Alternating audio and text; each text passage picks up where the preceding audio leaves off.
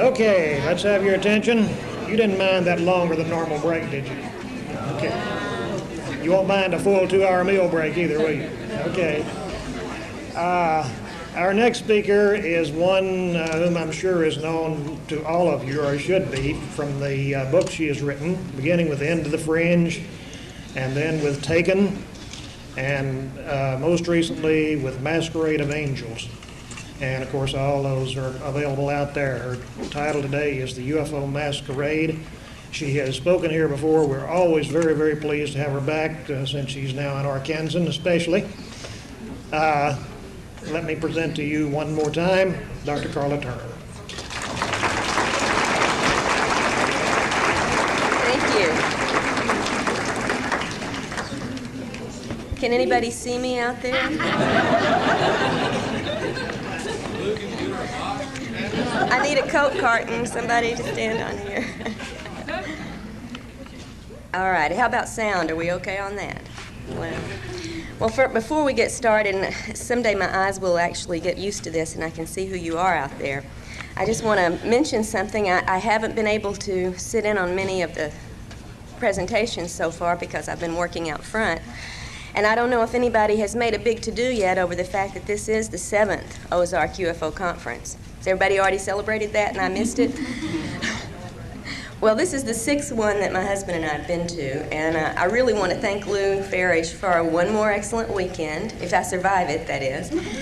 And, Lou really makes it feel very natural and effortless and so easy to be here, but I think Lou would agree with me that that's probably an illusion. I think it takes hours and hours and weeks of work on his part for us to come here like we do every year and listen and share and catch up with all our old friends, and for me at least, meet a lot of new ones. And all the while, we're getting, so much of the recent information in this field from some of the most committed researchers and reporters and investigators out here. Although maybe I shouldn't say committed. Maybe I should say dedicated instead. I don't think any of them have been committed lately, and let's just hope it stays that way.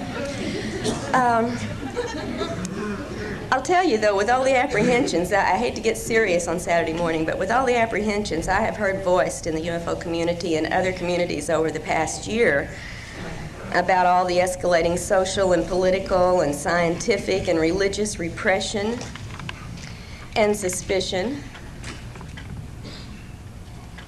and polarization, and even fears of some new incarnation of totalitarianism, though, you sort of have to wonder just how long we're all going to be able to continue to do what we're doing this weekend and to research and report and educate ourselves and others about the real nature of this phenomenon.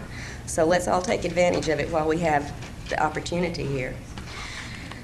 Many of us attend a number of these conferences, and I think we read a lot of the relevant books in the magazines and journals, and we have a great network of friends and connections all over the country, all over the world, in fact, with whom we share information. And I just want to say, no matter what our differing views may be about the ultimate nature of this phenomenon, I think we all must agree we're living in a very exciting world and a very exciting time. We all feel this. The more involved we are in the field, the more deeply we feel this. But the truth is that the rest of the world isn't watching what we're doing. I would remind us all that the UFO community is very small. It's very isolated from mainstream society in a certain way, although we're all out there right in the middle of things individually.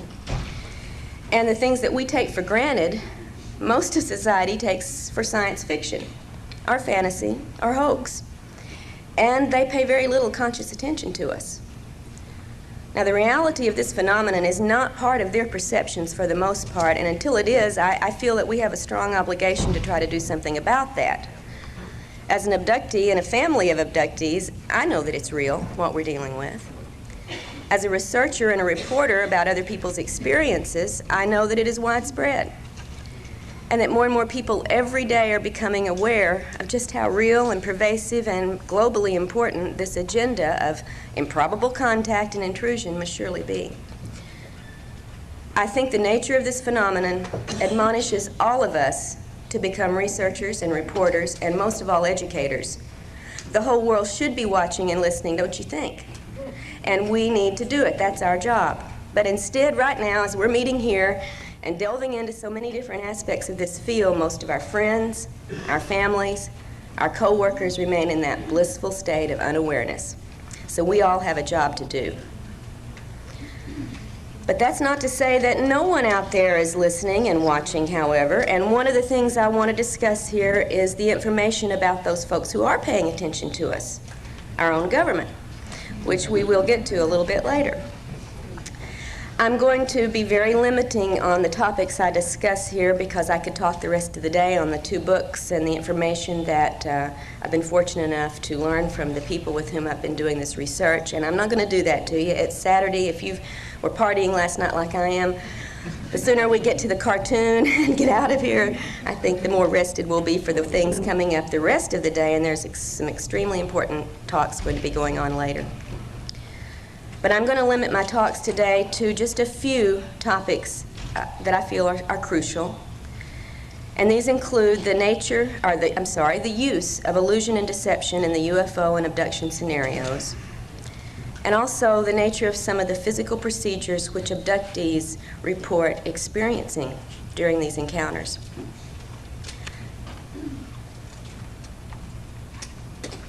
Since 1992, when my family's personal account was published in Into the Fringe, I've been engaged in 2 fairly lengthy investigations.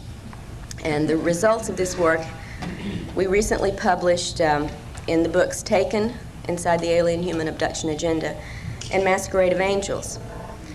And although Taken was published first, I'd actually been working with Ted Rice and Barbara Bartholick on the research that led to Masquerade quite a while before the work in Taken. So I'm going to refer to Masquerade's material first this morning. And then I'm going to look briefly at the reports of the 8 women who contributed their accounts to the material in Taken. And as I do so, I just want to point out again several important correlations to some of the things in the material from the women in Taken that had already turned up in the work that Barbara and I were doing with Ted Rice. So both of these discussions will be brief, and I will take the final half hour or so of my allotted time for a video presentation of some of the many drawings and photos and a video excerpt that from women involved in the Taken project that I was unable to include in the book. That's one of the things I really wish we could have done, was to include a number of these illustrations. So I'm going to do that today to try to make up for what we were not able to do in the book. In 1991, when I first met Ted Rice, I was naturally intrigued by his memory of a mass abduction experience in Shreveport, Louisiana. But I had no idea that looking into his report would lead me into areas that I'd never had to deal with before in this field. Accounts of angels and apparitions, of bargains made with ghostly guardians, of spiritualist philosophy and psychic work assisted by spirit guides. I mean, all of this was part of Ted's extraordinary experiences, but it was not anything in my field of expertise, believe me. But in listening to Ted's accounts, I began to see evidence that was more familiar to me, thank God, evidence that was very consistent with UFO sightings and abduction reports that I'd already come to know about. And since Ted had recalled an abduction involving a number of people, I wanted to see, first off, if there were any confirming evidence that we could locate. And as we proceeded, Barbara and I, with interviews of many of the people from Ted's past, as well as his more recent experiences in the present, we did find that such evidence actually was available and surfacing in consciously recalled events attested to by a number of witnesses. In fact, 4 of Ted's neighbors described unusual events, also consciously remembered, from the night of the mass abduction that Ted had remembered in 1989. Now, 2 of these witnesses were so disturbed by their memories of these events that the fear level was so high they wouldn't even let us include their accounts in the book. They shared them with us privately.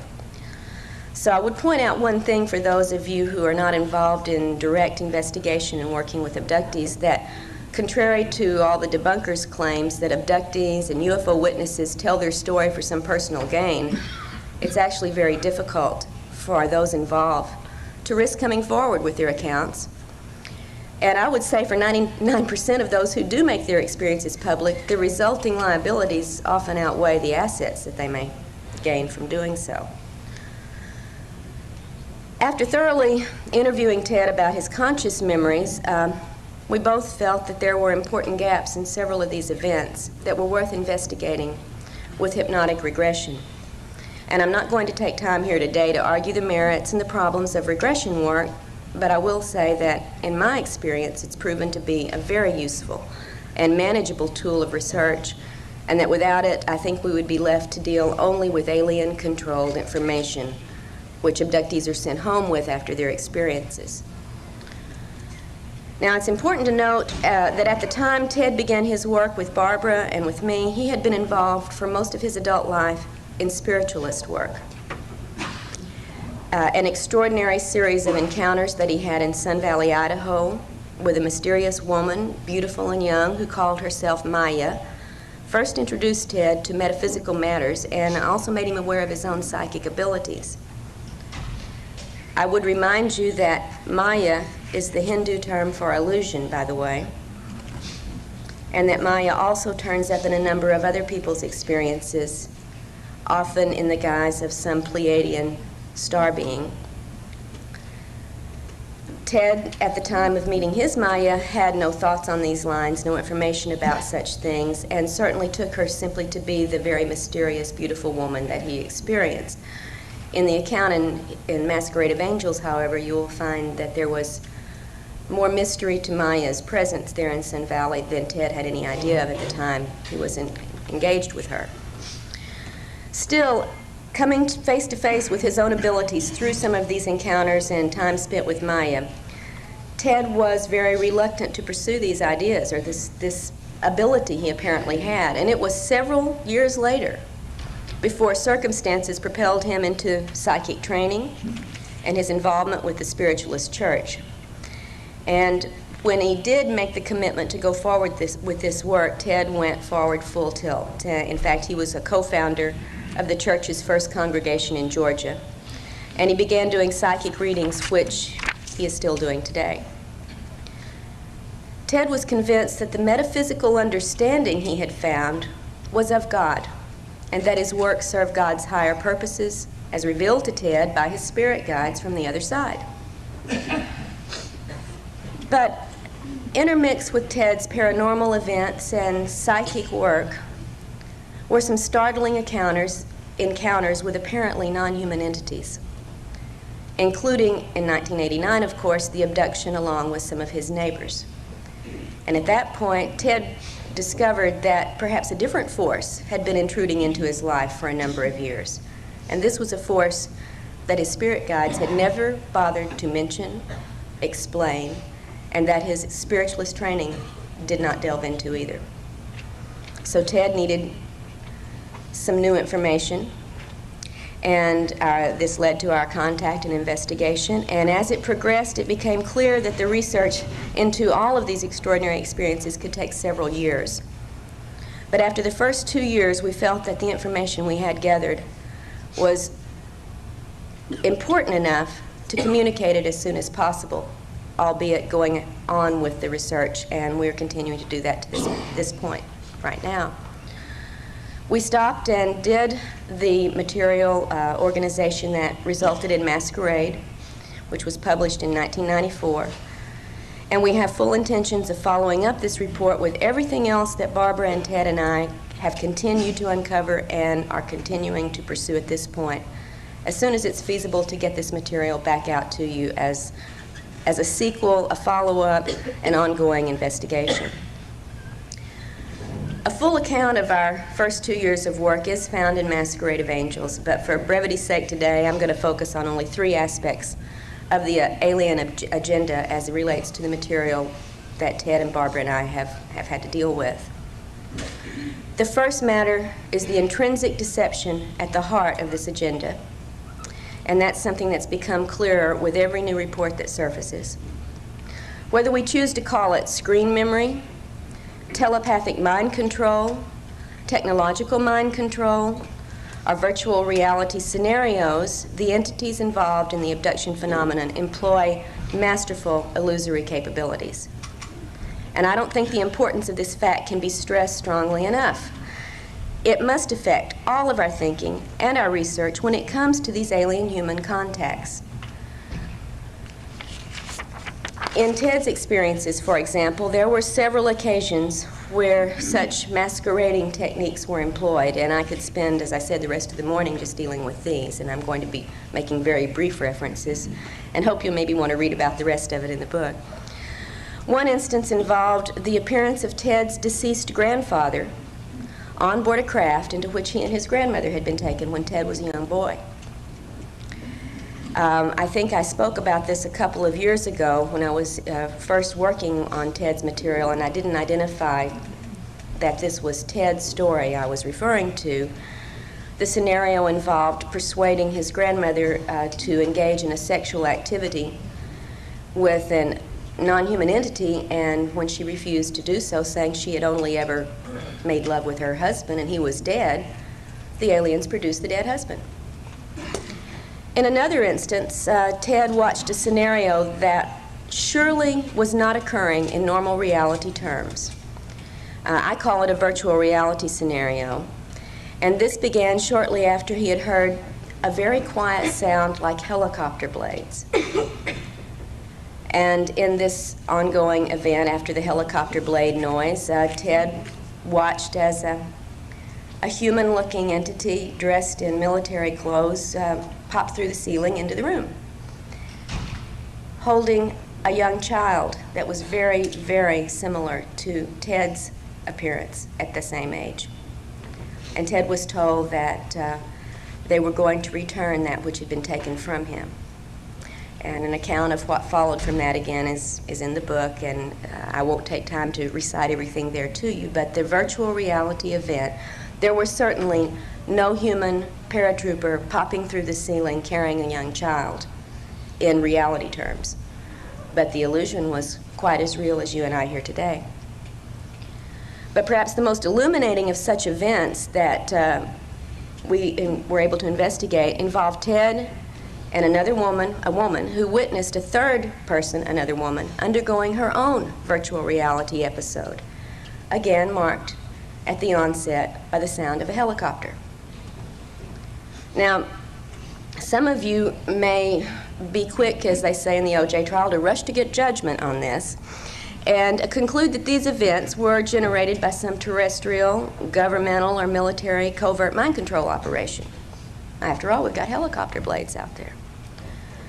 But it should be noted that only the targeted person in these events heard the helicopters, while others in the same house or same room did not.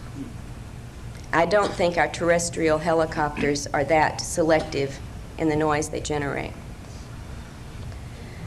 I believe now that the reported and confirmed details in all of these reports are strong evidence against accepting consciously recalled alien encounter reports at face value because of the illusion capabilities, because of the screens, and because of the virtual reality technology that we have witnessed being manifest by these entities. I believe that if we build our theories on such information, the consciously reported information only, we're building on sand, on illusions that the aliens create for us, and I think to confuse and mislead us. Now, this is not to say, however, that all alien encounters are virtual reality events, because there is also plenty of very strong evidence for the physical nature of many of these encounters.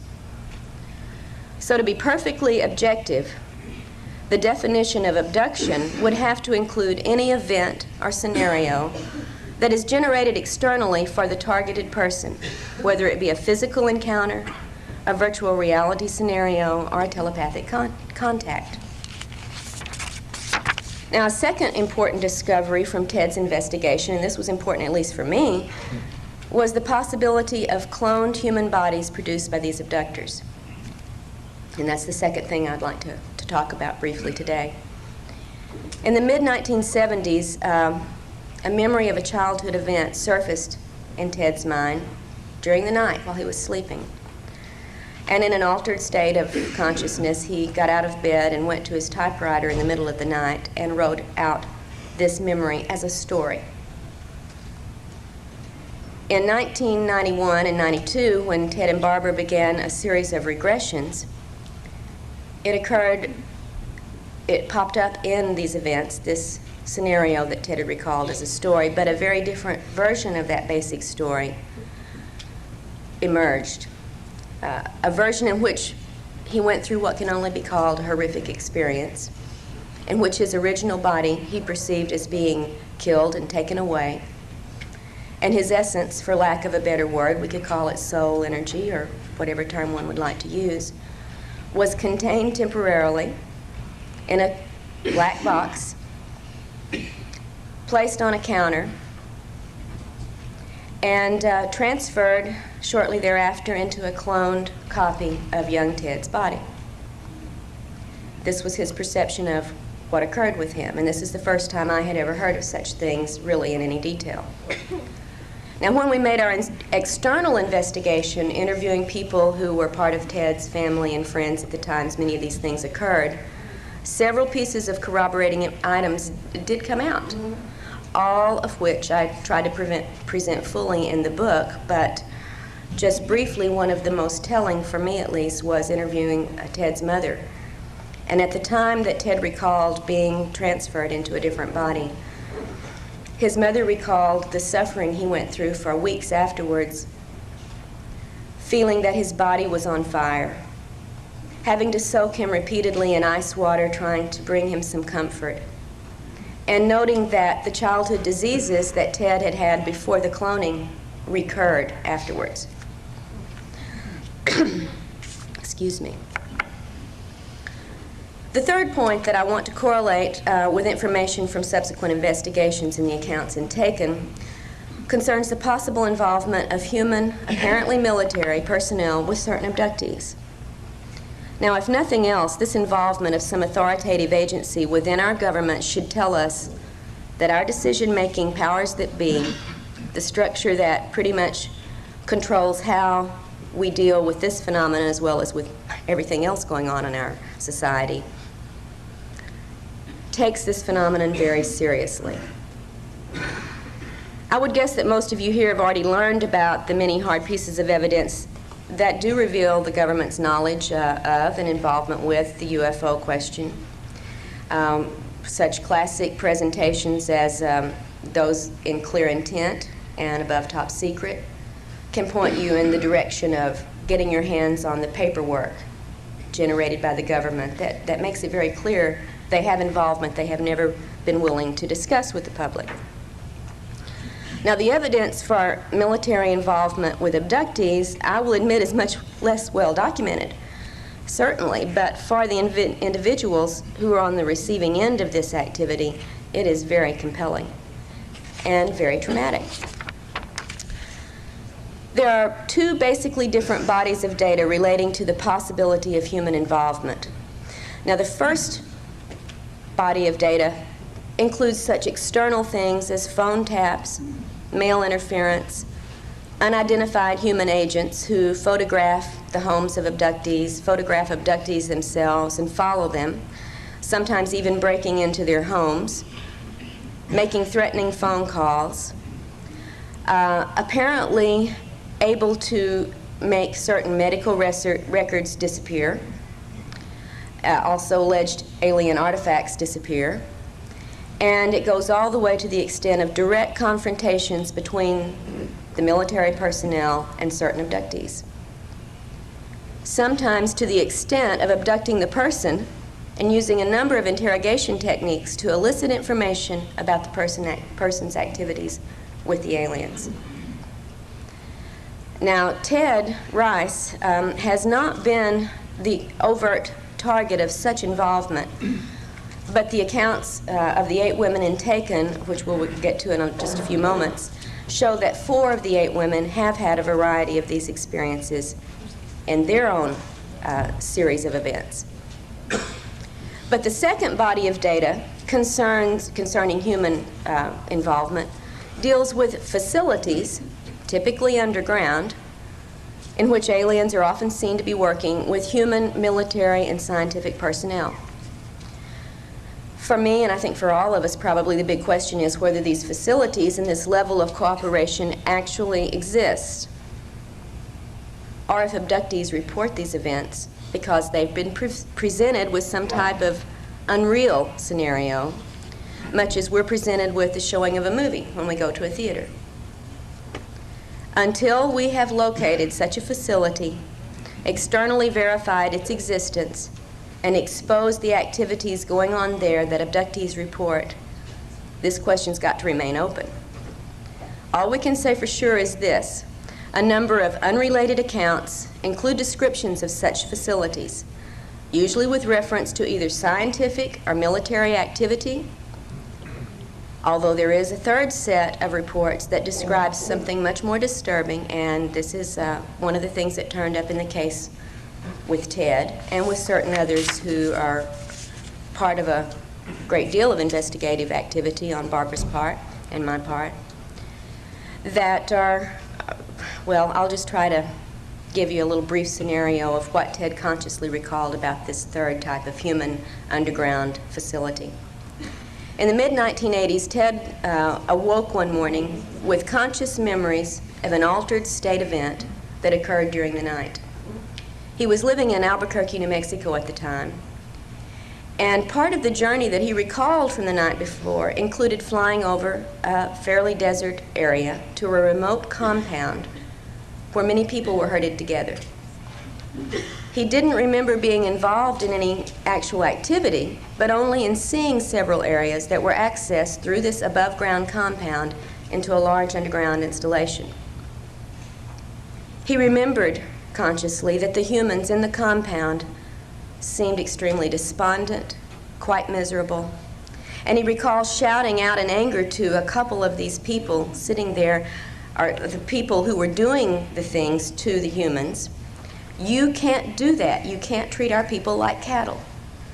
And being outraged, entirely outraged by whatever it was he had seen, but consciously only recalling the outrage, only recalling his protest, and not recalling what it was he had seen that generated this protest. Now, this account is also included in Masquerade, and it is one of the memories that Ted and Barbara have been able to explore with regressive hypnosis after the time that Masquerade was written. So we have more information to report on this, and I'll try to make sure that the report on all of our work that sheds new light on what we've already presented in Masquerade will get out to you as soon as possible. What Ted recalled at the time of the regressive hypnosis is, without doubt, outrageous and horrifying to any human sensibility. And I would remind you that such scenarios have not yet been shown to be a factual reality. I would also remind you that Ted is by no means the only person to have remembered such details of areas like these in this underground facility in which abductees report seeing human bodies physically processed, and that very similar accounts have come from other people's conscious recollections as well as from hypnotically retrieved descriptions. If such facilities don't exist, I think that we still have a big problem in understanding the nature of this phenomenon, because we should be concerned to understand why such a grisly, horrifying illusion would be presented to so many abductees, and what purpose that could conceivably serve for an alien agenda. After drafting this initial report on the investigation with Ted and Barbara, I then became involved in the project that resulted in Taken. And this was a special study for me. I wanted to do a specific set of reports that had homogeneous backgrounds so we could make some comparisons and correlations with the material. So in order to have a more homogeneous group for the study, I chose 8 women from various parts of the country who had contacted me after reading Into the Fringe, and with whom I had begun initial sharing of information. I let the women relate many of their experiences in their own words rather than trying to take over and give you a second-hand account of something that in first-hand would be much more meaningful to you. And I hope, as the subtitle inside the Alien Human Abduction Agenda implies, that the reader would be able to immerse into these intimate experiences, which are so very difficult to relate without the words of the people who have gone through them. After working through the 8 different case reports and doing as much investigating as we could manage, considering the widespread geography of the women's locations, I then correlated the reports and the accounts and referenced over 100 different details about the entities, the procedures, the communications, and all the secondary events that make this abduction phenomena so complex and confusing. And I've included several pages of this correlation as part of Taken.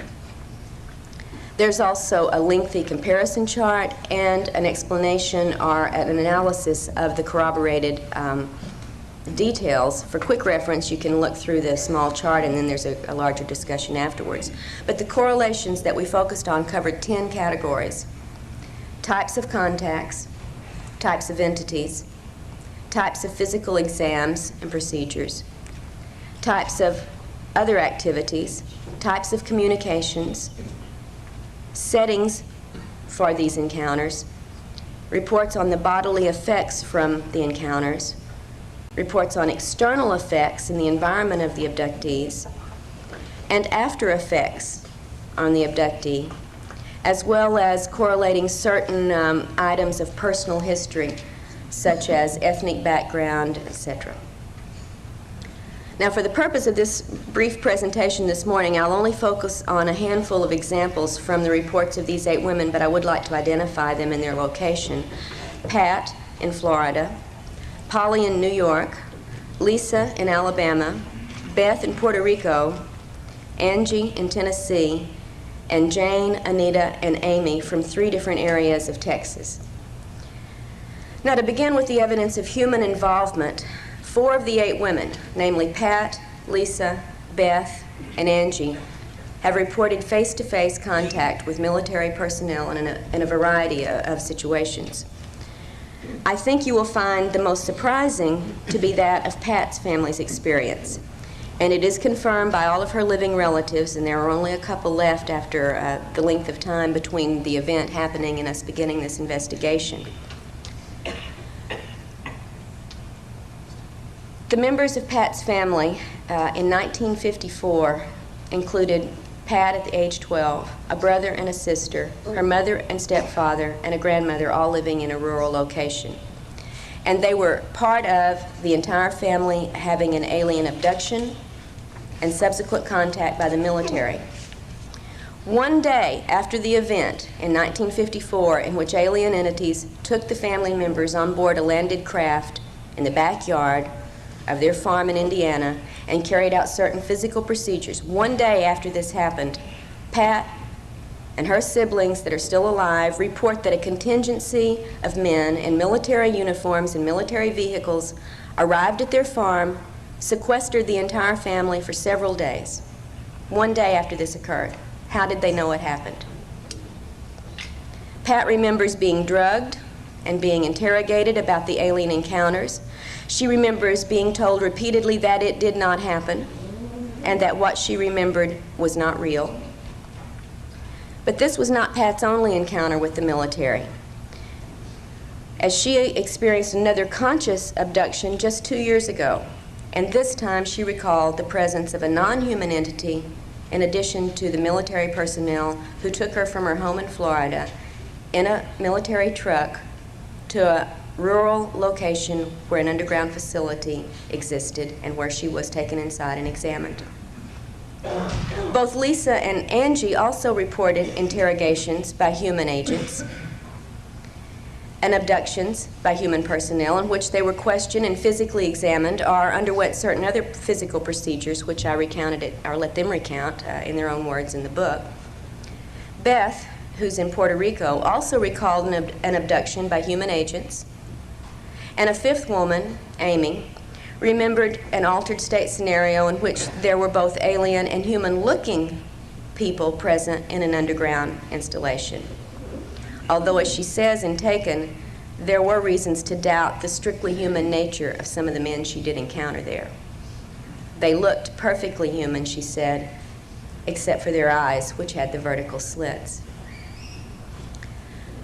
Most of the 8 women in Taken also report the typical type of human interference signals, such as phone disruption, helicopter overflights and other aviation activities over their homes that would indicate a terrestrial source. And I've even witnessed on one such occasion, while talking on the phone with Angie, an interruption and a comment by the human who was monitoring our phone conversation. As Angie and I were discussing on the phone a statement made by one of the humanoid-looking aliens in one of her recent experiences.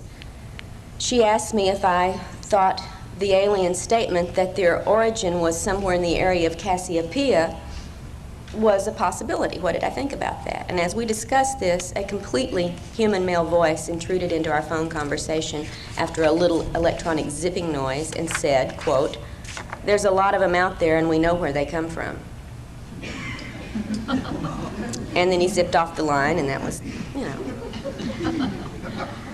So, you know, it's not all secondhand information that I'm reporting. We do have occasions to witness this ourselves. There's also a number of reports from the women that indicate a variety of illusory scenarios, one of the points I wanted to stress today, sometimes involving sexual situations, sometimes involving prophetic dreams or visions, and sometimes clearly screen memories of real encounters that left them with false recollections rather than with the real details of these events. I'd like to use my remaining time to discuss the nature of the physical procedures, however, reported by many of these women, and these women are very typical and representative cases for so much of the material reported that never gets to you or to me because it's kept very private and very confidential. Because I think we need to be aware of just how physically oriented so much of the abduction agenda really is. In addition to the bodily effects you're already probably familiar with, including rashes, hair loss, eye problems, nausea, and for women especially gynecological problems and irregularities, the greatest area of concern, in my thinking, is that of the implants, the devices that several of the women, like so many other abductees around the planet, describe as being inserted into their bodies. I think the most intriguing information that I report and taken, and that in fact I've come across in all of this work, has come from Amy's account of this altered state scenario I referred to briefly, where she was taken to an underground installation. She felt this was what she perceived. And I would remind you as I go through this brief presentation that in every encounter, the human's state of consciousness is externally altered and controlled in every encounter. And knowing the virtual reality capabilities and the screen abilities, we need to remember not to take everything as being the gospel truth that people come away remembering. Now this has, however, been explored with some very thorough regression work, and so I do feel a little more confident in what I'm going to tell you about Amy's memory of this event today than I would if it were strictly her conscious recollection. In part of this scenario, Amy recalled going into the underground room, full of equipment, typically described from other alien encounters and other underground facilities, by the way, and seeing quite a large number of alien entities working here in this environment. But as I said earlier, there were also several human-looking men present, at least human-looking except for their eyes. One particular alien in the group that Amy perceived to be a female interacted with her directly. And this female alien began, basically, with an apology to Amy for the intrusions that some of her race were making into human lives. This entity proceeded to explain that she and her group were working with some humans to try to counteract what the rest of her group was doing to us. All right, so we've got to get the setup here on what Amy is being told. As the entity explained the negative nature of these intrusions for which she was apologizing, she then told Amy she wanted to remove 2 implants. This is one of the things they were doing to help counteract this negative intrusion activity, was to remove implants that the other group was putting into humans. And Amy recalled having an implant removed from one of her ears, and another smaller metallic implant removed from the base of her neck, her skull. Amy was told by the alien several things about how these implants functioned, and she reports that she was not happy to hear that they could be used to control the implanted abductees in any number of ways. Now, the area into which the newer implants are inserted, Amy was told, corresponds to the part of the brain known as the reticular formation, and it doesn't have anything to do with zetas, by the way.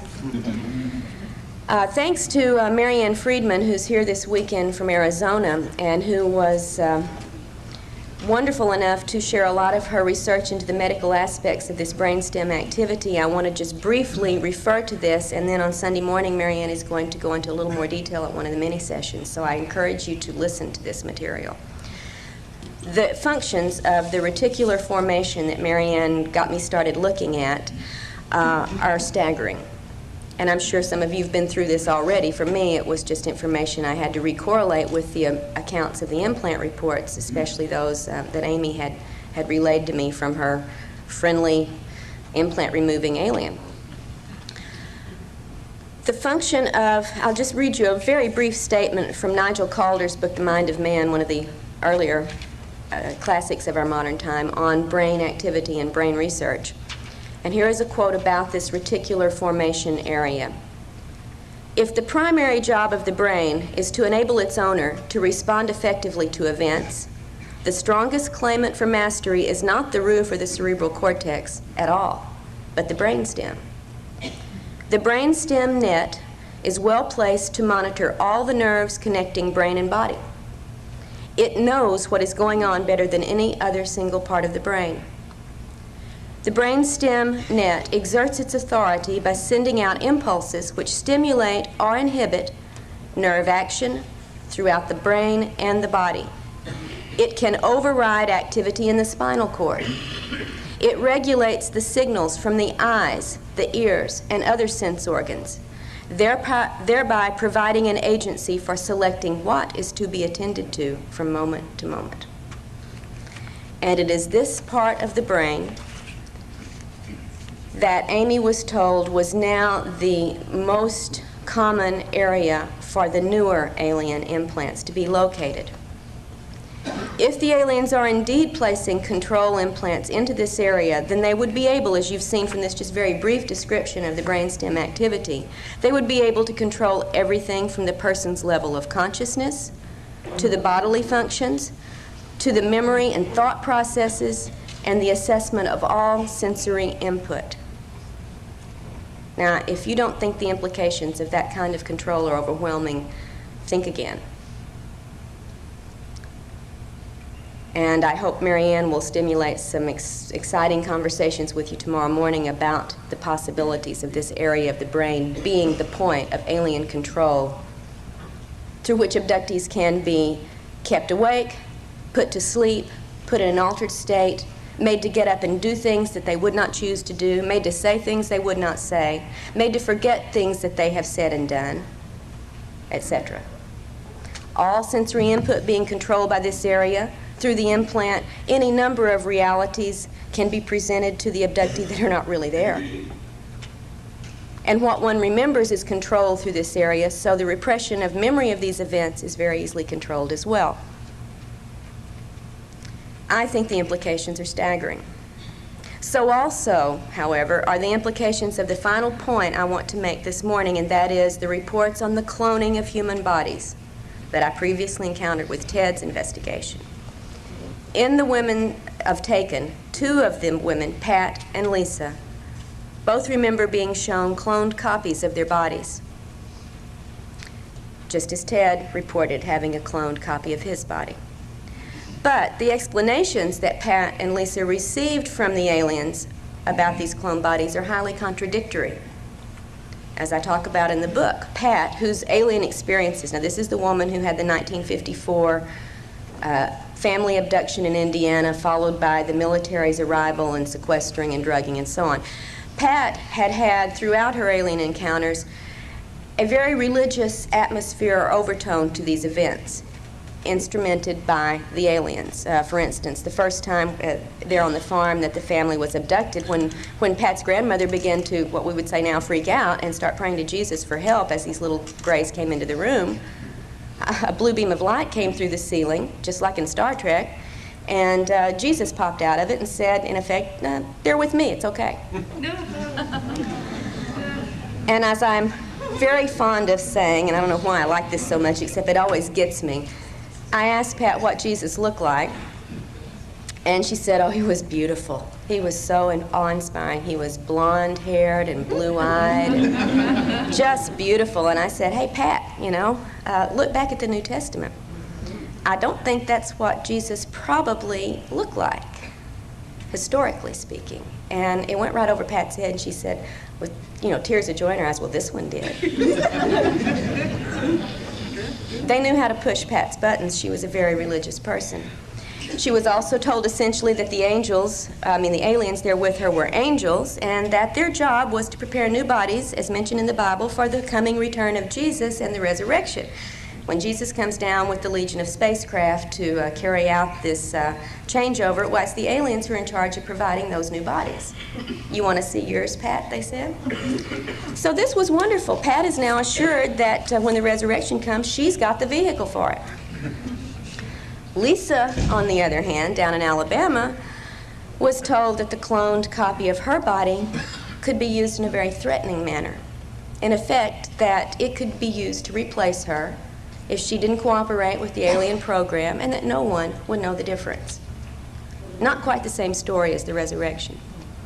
I would point out that such an implication of threat and replacement was also made to Ted Rice during an abduction when he was a young teenager, and there were several other teenagers abducted with him at that time, and cloned replacement threats were made also at that point. So these are the 3 points that I really wanted to make briefly this morning before I do the presentation of the video with illustrations from the women in Taken. And like a good English teacher, I'm supposed to summarize what I've said, and I'm going to do that right now. For you to consider 3 points, hopefully. First, our own human authorities are seriously concerned about and involved with some aspects of the alien abduction agenda. If they take it seriously, it would behoove us to do likewise. And also, when human agencies are involved, there has to be some sort of trail of events. And I think thus a very strong possibility exists for some intrepid researchers to get out there and uncover and follow this trail. There has to be a record of human involvement. Second, much of this agenda clearly has a physical focus that should raise some very strong questions about some of the alien claims to be here on a primarily spiritual mission. The implication of both the implants and the reports of the cloned bodies are so potentially explosive that a great deal of effort toward investigating these allegations is certainly called for if we're really serious about wanting to understand the motivations of these entities and the purposes of their contacts with us. And third, I think we need to recognize that deceptions are employed at almost every level of this interaction to keep abductees from knowing about the actual events and the actual entities involved in these encounters. To me, maybe I'm just a suspicious sort, this implies that there's something they don't want us to know about.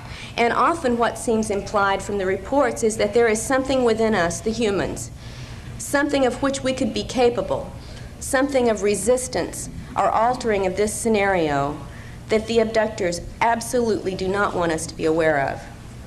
They go to great lengths to program our thinking about our encounters with them, that we are subordinate, that we are helpless, or that we are dependent, or that we belong to them. The list goes on. And they go to a great deal of trouble to convince us in every way that they can that we can do nothing about controlling these situations. The good news is that in a number of cases in the past couple of years, that hasn't proven to be true. Abductees are finding more and more specific instances in which they are able to resist the illusion suggestions, in which they are able to say no to procedures, and in fact when they have been able to break free of actual controls. This to me is a great step forward, and I think it's going to be something growing with any luck. We're going to find abductees are realizing there are ways to change this entire pattern of activity. The fact that in several people's encounters during the past few years they've managed to see or perceive more than the abductees wanted is probably the most positive sign I have to report to you today. Also, as a species, our ability to perceive the energies and the presence of these entities, I think, may be increasing. Maybe it's thanks to a number of possible influences. I'm not really trying to make a claim for where this increased perceptive ability may be coming from, but I think it's probably part of the accounting for the massive awakening to this phenomenon that you and I and our generation has witnessed, especially in the last decade. If these encounters have been a hidden part of humanity's reality for a long time, as such some researchers believe and present evidence for, then don't you think that the fairly recent explosion of contact reports is some kind of proof that things are not business as usual in this abduction game right now? Something is changing. But without an understanding of the screens and the virtual reality capabilities, however, we are left with only alien-created illusions to assess and act upon. And I think that keeps us from any real, useful responses to the situations occurring in our lives and so many other people's lives today. Only a fool would ignore the transitional state of events and ideas and beliefs in the time in which we're living right now, and I don't think any of us here are fools. All of these things that I mentioned at the beginning of my talk this morning are polarizing our society at an alarming rate, and we have no idea right now really of the direction things are going to go in the future. And that's in the general society. Within ufology, theories abound and arguments rage over especially the abduction controversy. And sometimes it's reached such extremes that I feel very confident this morning in predicting that we won't have the answer anytime soon if this keeps up. We should be admonished to get past the differences and start working on the similarities and the shared interests that we all have in this field. But we do have some answers, at least. Some start toward answers anyway.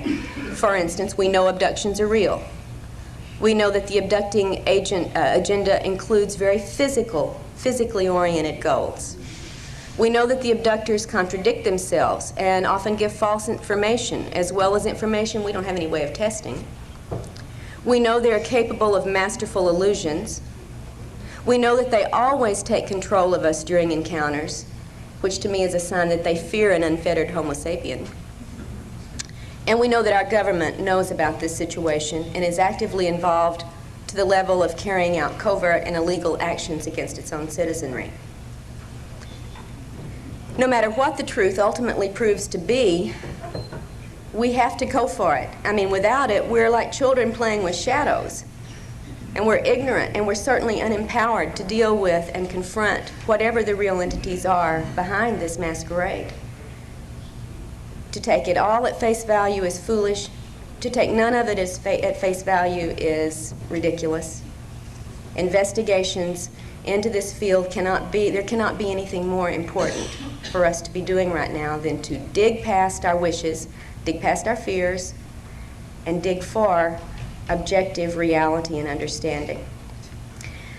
Well, that's the sermon for this morning, folks.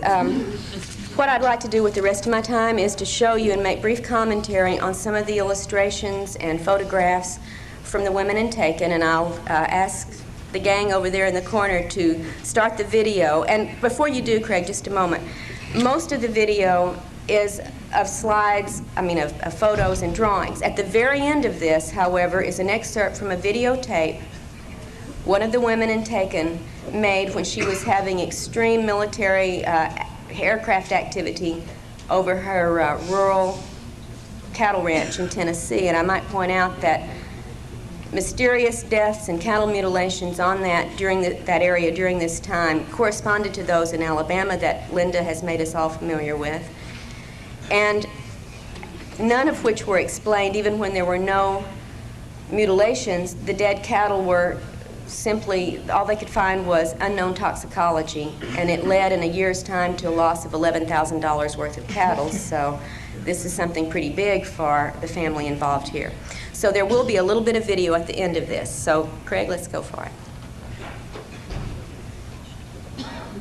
This is the farmhouse in Indiana in 1954, Pat and her siblings and her mom. This is where the aliens abducted the family, and then the next morning the military came and sequestered them. This is the only drawing that Pat has made of later experiences. She called that little device the soul machine, and she sat on it and ran her hands over those little holes of different colored light, and she heard a sound they told her was the sound of her soul. I'd love to hear about other reports similar to this, if any of you know of them. This was also in the facility where she was shown the clone body. This is Polly's drawing of some of the bulbous, wrinkled-headed aliens. She said they almost posed for her to get this conscious memory. You know how often they don't give you very much to take back consciously. And this kind of alien description has turned up in other people's reports. We'll see one more in here, in fact, in a little bit. From Lisa, here's one of her. She says, "I'm no artist. Don't tell me I am, because I know I'm not." And I think she did great for being no artist to show the hooded figures. These are less frequently reported, but this one she was able actually to see some facial features, where very often the hood completely obscures them. This is Lisa's drawing of another of the bulbous-headed entities, sort of similar to what we saw with Polly's drawing earlier. And these have been reported in a number of other cases as well. Not your typical gray or reptoid or insectoid, but something seeming to have more of a porpoise-type bulbous forehead. A typical gray in a hat, right? And this happens. I remember seeing one myself when I was quite young. She said this was surprising because its mouth would open, and we have a few cases where the little slit has actually opened. So just one of Lisa's representations. This one, she says, is very similar to a figure in Linda Howe's latest book with the flat, ridged nose area. This entity, she's not real fond of at all, was involved in what she said was one of the rape scenarios she was put through. Let's see what's coming up next. Lisa's drawing of the reptilian entity that was very aggressive sexually with her as well. And again, she says, please remember, she's no artist, but it was a brown, scaly, hard exterior with the slit eyes, vertically slit eyes, and clawed appendages or fingers. And a very robust entity.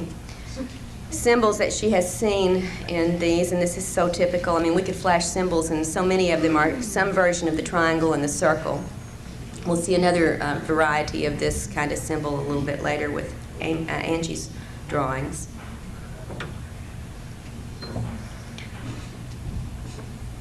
From Anita in Texas, this is a drawing of what she called the tan ones, and she makes a very big distinction between the tans and the grays. She said the grays could care less about us. They're very official or impersonal, but the tans seem to go to a great deal of trouble to make her want to love them and to elicit love from her. She remembered at one point patting it on the face and saying, "Too bad it's not real."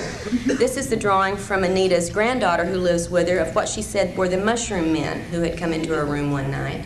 These, however, she said were no more than maybe 1.5 feet, 2 feet tall. You note the drawing details that she is included in 4 fingers and so on. Here's Beth's drawing in Puerto Rico of one of the doctors on board who dealt with her and her entire family in 1978 when they had a massive abduction. Jorge Martinez investigated a lot of this case, but it's only been reported in Spanish so far, so, except for what we have in Taken. Widow peak hairline, very typical reported humanoids. When Beth recalled being taken by the military to a desert area where there was an above-ground compound area, much like what Ted described, being then taken again underground through this adobe or old-type structure into a room with military where she said 2 men in astronaut suits made a presentation here in this underground room to her and a number of other military people who had her there. And she was there not by invitation but by duress. So very similar to what Ted had remembered from the mid-'80s event in Albuquerque. We don't know where these facilities might be, but, you know, Kirtland's not that far away. One of Jane, also one of the women in Taken from Texas, one of the photographs of a UFO, Jane's entire scenario began with a number of overflights of UFOs witnessed by neighbors and relatives, and she was instructed on this day to clean her camera, get new film, and go out. They were going to be there. And this is one of the shots. Some of the body marks that we've talked about so many times, the triangle of punctures on Jane's arm, are typical of what most of us have had recurrently. Let's see if we can go on to some other physical marks, I believe, here. We'll see a little bit later. if not right now. I can't remember the order of these things. Yeah, this scoop mark on Jane's leg. Now there are some scoop mark reports that we've had, including one in the family, where after the scoop begins to heal, a waxy grayish substance oozes out of this for a while, and then it heals up to the regular scoop mark that we know, and this is one instance of that happening with Jane. Jane's drawing of a memory of being before this council of long-haired, light entities, she cannot recall what they were telling her, however, but this was the best she could do to capture the feel of these faceless entities. And again, this is often a similar situation reported by other people, including one other in the book taken, Amy. An unusual scenario, Jane recalled only snatches of an encounter in which she saw robed aliens at work in one of the facilities, and she heard them listing certain places in the Texas, Louisiana area by name, certain towns and locations, and then the words activate, activate, activate. The little black box, the memory of the faces, seeing her feet as she's being carried out of here, all just very partial glimpses from an event with in Jane's recollections. And the little black box is very similar to the box used in Ted's cloning soul transfer event. And you notice these weird black tubes coming out. We're going to see that later in other drawings. Jane's most intense recent encounter she tried to relay in a series of paintings, being on the desert planet, so many people report, seeing the UFO coming in, being under control where she couldn't move, and then watching a series of changes where the UFO seemed to beam down this illuminated globe type structure with markings she couldn't really capture in all their detail. And then this going through another stage of transformation from this globe-like decorated object to a floating dark globe with antenna that began to come very close to her, so close that she became fearful she was going to be knocked off the mesa where she was sitting. And the last conscious memory she had of this event was of this globe coming up right to her face. Under regression, we found out some more information about what went on, including an implanting procedure that this globe was involved with in Jane's suppressed memories. This is Angie, the woman in Tennessee, one of the rectangular scorched areas or dead areas on her property from an event, this now for a year and a half, of course, nothing grew there. This was an event she had recalled seeing the night before, or briefly before, I can't recall if it was just exactly the night before, in which there was this rectangular device with two aliens out in the yard near the barn area, apparently taking soil samples, which of course, you know, they've been doing since time immemorial. They just can't get enough of our soil. But the mark on the ground was physically there for quite a while. And if anybody's willing to pay for some soil sample testings, we've got some. Here's the area of the rural cattle ranch where the mutilations and unexplained deaths have occurred. And you're going to see video from this area of overflights. I just wanted you to see how remote this was from any, you know, highly populated area. One of the unexplained deaths, this was not a mutilation, it was the report from the vet was unknown toxicology, and there were a number of other cases both in the Tennessee and Alabama area during this time. But there were also mutilations among the cattle on Angie's property. There's one that seems to be almost an interrupted mutilation. I'd love to get Linda's analysis of this. You see a triangular patch of skin has been cut but not taken off yet. The jawbone has been cleaned. It's like something either was human activity mimicking alien mutilations or an interrupted mutilation of some sort on a calf there. Angie's fetus, after an alien implant that she later miscarried, she actually retrieved the fetus, but under control, of course, took care of making sure it did not. Well, it was retrieved by aliens, she believes, the day later. But she saw the size of it and the features of it. She said when they came back to induce the miscarriage that this was the instrument, the long instrument that was used to induce the miscarriage vaginally, and then this little container was, she said she had no idea what the little container was for, but she did remember that also being present on the bed in her bedroom when they came to cause this loss of the child. Some of the marks from some of Angie's experiences, again, the sets of punctures, correlated with consciously remembered events. One of the fetal nursery representations, this is what Angie saw, and this one is included in the book, so you can read more carefully what description she has for the various things.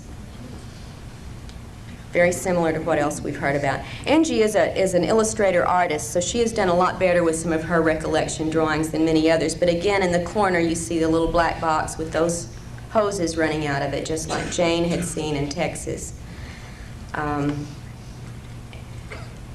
In fact, Angie has a number of excellent illustrations, but we could do that all day. Here's one of them, one of the suited grays, which she said rarely would she see them in clothes. This one had an outfit on. And she didn't know what the little jumble of shapes on the table was. She said, maybe it was art. I don't know. Nothing was explained to me. She also had encounters with, actually 7 different alien physical types. This one with the bumpy skin, the bumpy joints of the fingers, etc. And some of the aliens with which she had contact were completely human-looking, although they didn't act human, they did look human, notably brown-haired and blonde-haired humans. Here's one of the brown-haired woman and man, and he's got some equipment. We can't really see it very clearly here, as if he's scanning, I don't know, the air or something, taking readings of some sort, and the woman escorted Angie into back to the craft for her encounter later on. This was just out on her property. This one, both Angie and her husband recalled the little troll-like or dwarf-like entities coming into the room, and in fact it was her husband who was taken away in this encounter. And they both remembered all of this consciously. And these troll or dwarf-like entities turn up, as you'll see in the correlated chart of comparisons there in the book, with more than just Angie in the book, and with a lot of other people too. Again, we see one of the emblems. We've got the triangles. I think they show up almost every time unless we have the serpent showing up.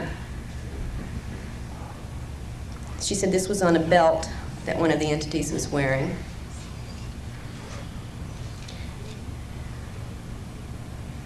Our timing is a little strange here. Okay, one of the craft that Angie recalls seeing out over the property, and I have not seen a report exactly like this one before, but wanted to include some of the anomalous drawings rather than just the typical things that we often get reports about.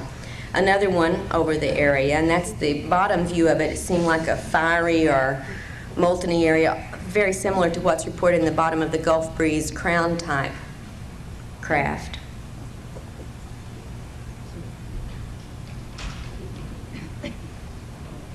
And that craft here, you can see for comparison of size, Angie below and the craft above when she was being beamed into it.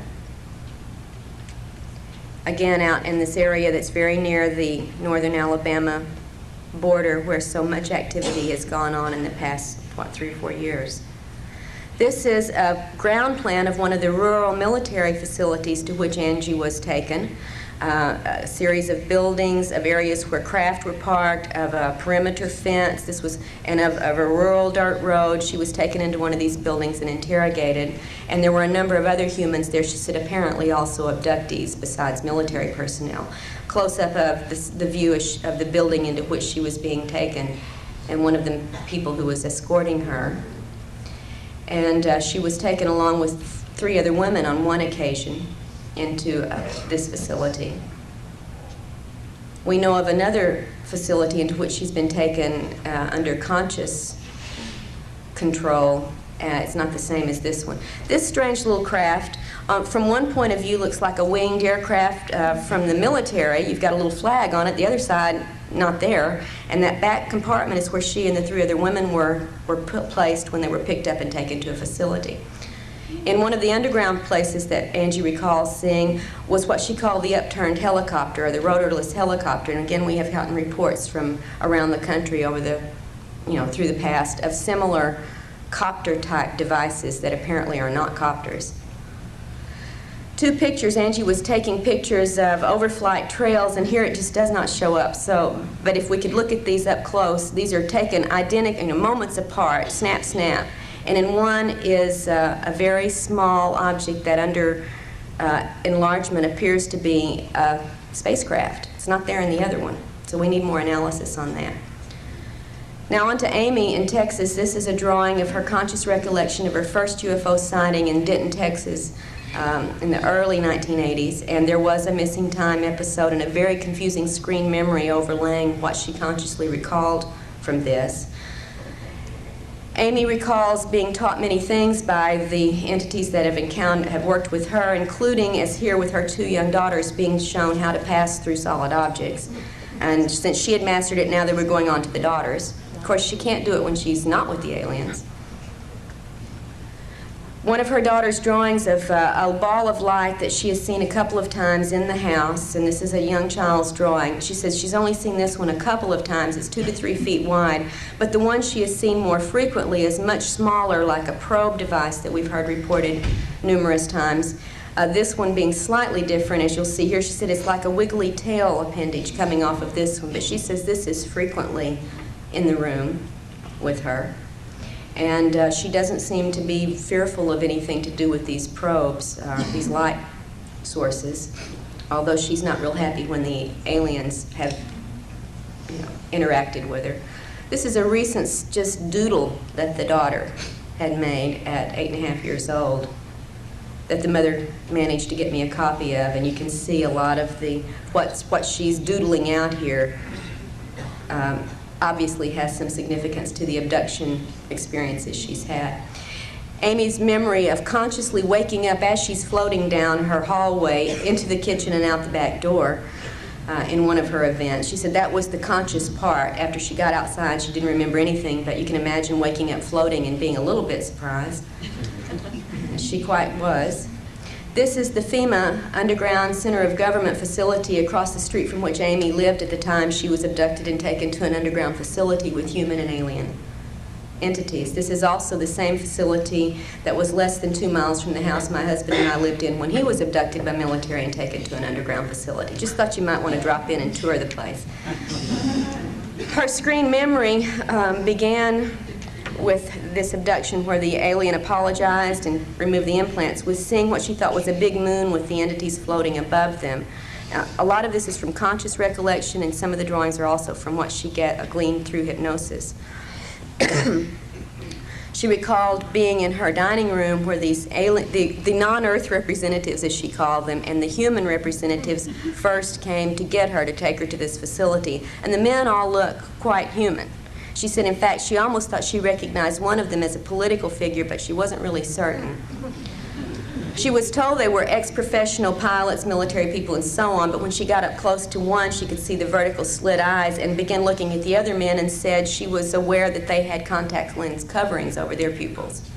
And without the coverings, with the coverings, they just looked, she said you couldn't tell them from your neighbors.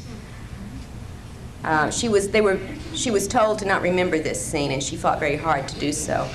The facility room into which she was taken, now the little drawing at the front of that is Amy with the female alien who was apologizing and removing the implants. She said the entity had a plastic-like mask over its face, and it's very confusing what the purpose of that might have been, because if it was to keep the eyes from having any kind of control, certainly it didn't work because the eyes were the only thing that actually did show on her face. And we'll see that a little closer up in just a moment. I think. Yeah. Amy's drawing of the removal of the implant from the ear, which seemed to be of a malleable, flesh-colored substance, and when it was pulled out of the ear and shown to her, it disintegrated. And we have another report, Barbara Barthlick has another case report where an identical ear implant did exactly this when removed. It just broke into pieces and disappeared. But she said when she looked at it before it changed, she could see what were embedded in it, like finely placed little wires or filaments that were in this biological-looking or flexible-looking material that was very flesh-colored. Then the removal of the implant from the base of her neck, and there is still a little white circle from where that occurred. At this point, there was nothing on that we had evidence of from the ear removal. This implant was more typical of some others we've seen on drawings and x-rays, metallic filament rod with little filaments on the end.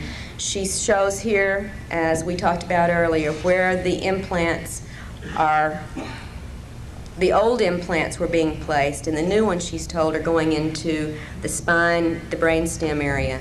And the alien told her about some of the newer implants. Now, this is the drawings of first the instrument used to remove them, the little biologically flexible-looking ear implant, the spot on the back of her neck, and the implant that was taken out of that spot, the rod with little filaments on the end. And this is also in the book, one of the illustrations we were able to include. She said that she was told newer implants are being placed through an area behind and slightly below the ear and into the base stem of the brain area and the medulla oblongata. She said they looked like little tiny metallic Tic Tacs, and that the alien told her these were the new ones. She remembered getting the close-up eyes-to-eyes things and having information imparted to her about the nature of the implants. Consciously, she did not remember much about it, but she did remember she was very unhappy about what she was told. And under regression, she retrieved more specifics of these controls, which do match up with the reticular formation area. A more recent daytime sighting right over the Dallas-Fort Worth airport at noon when she was out on lunch break, she said was so amazing because she saw what first looked like 4 UFOs flying in a formation. As they got closer, they looked like airplanes, again in formation, and then as they kept flying, the airplanes lined up and became a solid circular object. One of the nonsense marks, and we certainly get a lot of these, this one happens to be on Amy, marks on the body that are not punctures, not claw marks, not burns, not cuts, they're just designs. And these turn up from time to time, and this one we just were able to get a good photo of. And finally, Amy's drawing of some of the helicopter harassment that has plagued her and her family ever since she made contact with me and began working on exploring her case. And of course, many of us, including our family, have had this over and over and over. Amy's had a lot with the helicopters. Angie's had a lot with numerous military flights. So give a listen.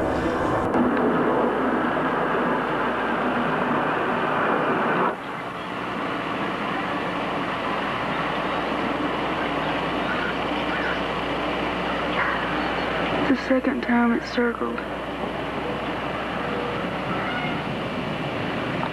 February 22nd, 1:35 p.m.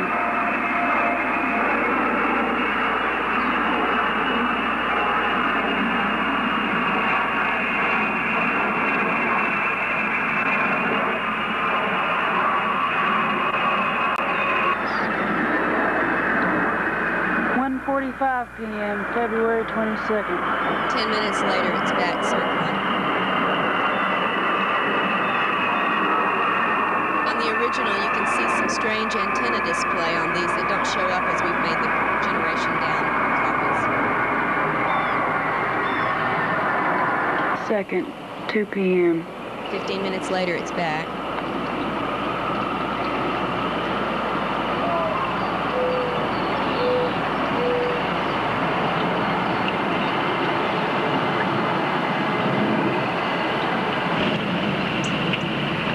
(2:15 p.m., February 22nd. 15 minutes later, it's back.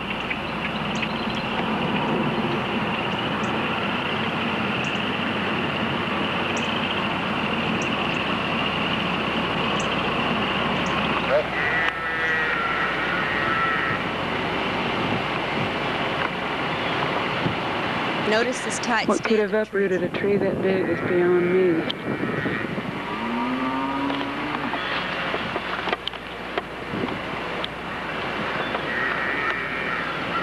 February 23rd. This is the day after the repeated overflights. There had been rain, but no storm that night. If you'll notice, trees very close to this one are totally unscathed, except for 2 that have sheared off top branches and no other damage to smaller limbs around them.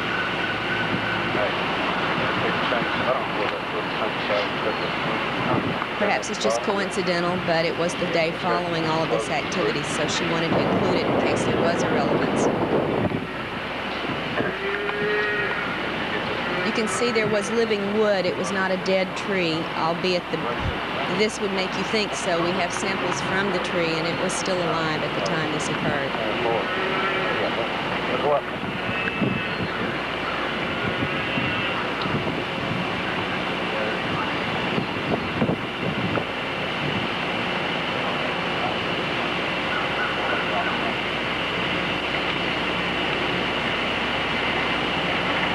See, the tree that close to where it was uprooted is totally untouched. But there was a cut-off branch on this top of this tree, and you see no damage to the smaller limbs around it, and the same with a second tree. Right there. 3:15, February 26th. It's 3 days later she begins to have other activity, and this goes on intensely for about a 2-week period. It's just a little of what she captured. 3:25, February 26th.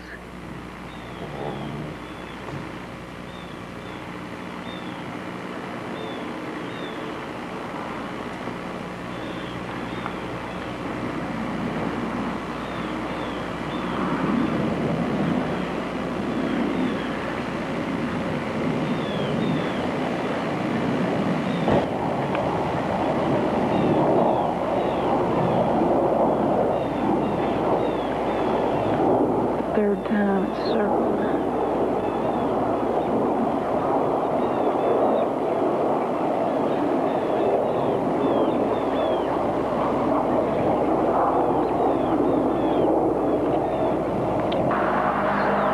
Six p.m. March 5.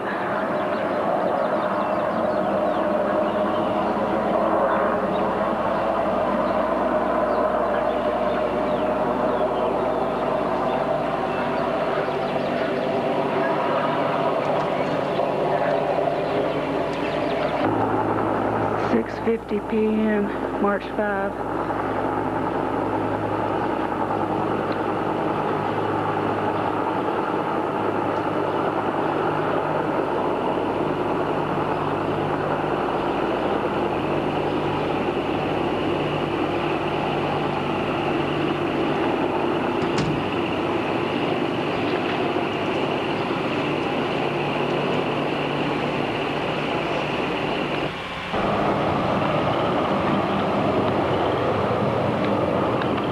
March 6, 3 p.m.